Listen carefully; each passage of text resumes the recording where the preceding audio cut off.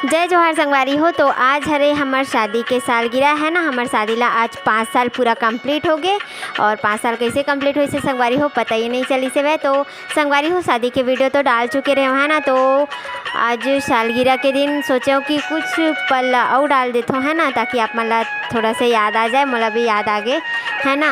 और तो चलो फिर देखो कि हमार शादी में का हो रही से, का मस्ती हो रही से है ना। और ऐसी नियम धियम से और कौन से कास्ट में शादी होते बताहूँ, और अलग नियम भी होते कैसन के कास्ट में है ना।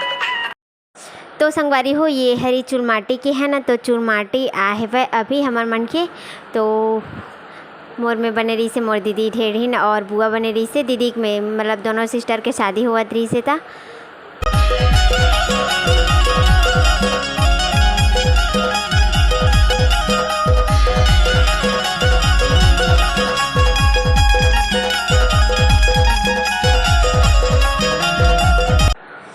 और संगवारी हो यहाँ पे चलत थे, मतलब चढ़त है हमारे मन के तेल हल्दी। जो सबसे पहली कुंवारी लड़की मन मतलब 7 जन बहनी मन है तेल हल्दी चढ़ाते हैं ना। ओकर बाद फिर मतलब जो बुआ जो नानी ये सब मन रही थे ना, दीदी मन चढ़ाते हैं ना।